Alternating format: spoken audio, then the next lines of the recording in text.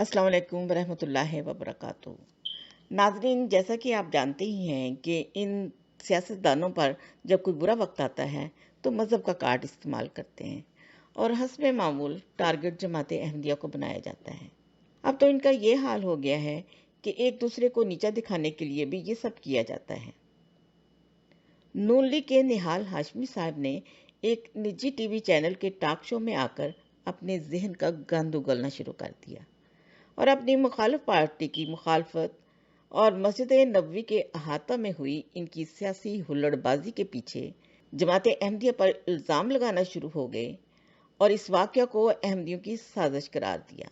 सबसे पहले तो मैं इस प्रोग्राम के एंकर को सलूट पेश करती हूँ, जिन्होंने हर मुमकिन कोशिश की कि किसी तरह हाशमी साहब इस बेबुनियाद इल्ज़ाम लगाने से बाज आ जाए और दलील से बात करें, मगर ये जुनूनी शख्स रुकने में नहीं आ रहा था। तकब्बुर का ये आलम था कि ताकत के नशे में ना सिर्फ जिस चैनल पर बैठकर बात कर रहे हैं उनको बंद करने की धमकी दे डाली, बल्कि इस फितनाबाज ने जमात अहमदिया को एक फितना कहकर धमकी दी कि पाकिस्तान के लोग इस फितना को नहीं बख्शेंगे। हाशमी साहब की खिदमत में अर्ज है कि आपकी बातें सुनकर एक मुहावरा याद आ गया कि क्या पिद्दी और क्या पिद्दी का शोरबा, 4 दिन हुए हुकूमत क्या मिल गई, औकाती से बाहर आ गए। इलाही जमातों से टकराने वाली पहली हुकूमतों पर ही नज़र डाल लेते तो क्या ही अच्छा होता। आप जैसे चीखने चिंगाड़ने वाले पहली हुकूमतों ने भी रखे हुए थे और वो इसी तरह आकर सोशल मीडिया पर चीखते थे। आजकल कहाँ है? जमात अहमदिया का आप लोगों की गंदी सियासत से कोई वास्ता नहीं।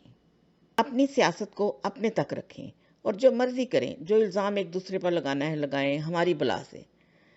हमारा तो वोट भी नहीं, हमें किस लिए बीच में घुसाते हो? अरसा दराज से हम पर तरह तरह की पाबंदियां लगाकर हमारी तो आवाज़ को भी बंद करके जुल्म रवा रखा जा रहा है। हमारी तो जान माल भी आप लोगों से महफूज नहीं। इन सब बातों के बावजूद फिर भी हर अहमदी अपने मुल्क से मोहब्बत करता है और इस मुल्क का वफादार है। हमारे खलीफा वक्त से लेकर एक आम अहमदी तक इस मुल्क के लिए दुआ गो है, मगर आप लोग हैं कि हद से तजावत करते जा रहे हैं। तौहीन रसालत खुद करते हो और इसका भी इल्ज़ाम अहमदियों पर डालते हो। कोई खुदा का खौफ करो, कोई शर्म होती है, कोई हया होती है। हकीकत यह है कि अब जो कवानीन मासूम अहमदियों की ज़िंदगियां तंग करने के लिए बनाए गए थे, आप लोग खुद उसमें ट्रैप होना शुरू हो चुके हो।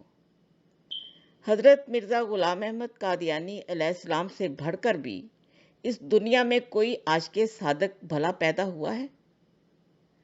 और जो हज़रत सल्लल्लाहु अलैहि वसल्लम की अज़मत मोहब्बत आपने अपने मानने वालों के दिलों में बिठा दी, आप लोगों की तो सोच भी नहीं वहां तक पहुंच सकती।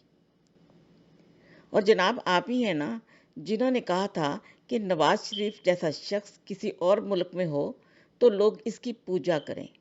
आप जैसे ज़हनी गुलाम शख्सियत परस्त अपने लीडरों की पूजा की हद तक ले जाने वाले आज सड़कों पर आ चुके हैं, तो आपको भी आने में देर नहीं लगेगी।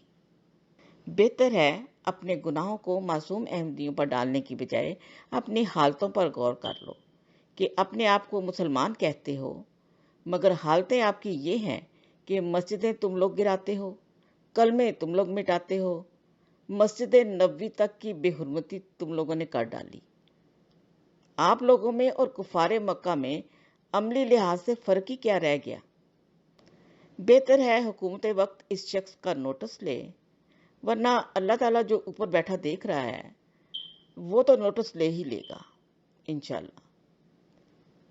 आखिर में मेरी दुआ है कि अल्लाह ताला आप लोगों की हालतों पर रहम फरमाए और हमारे प्यारे वतन पाकिस्तान को आप जैसे जुनूनियों से निजात अता फरमाए। आमीन।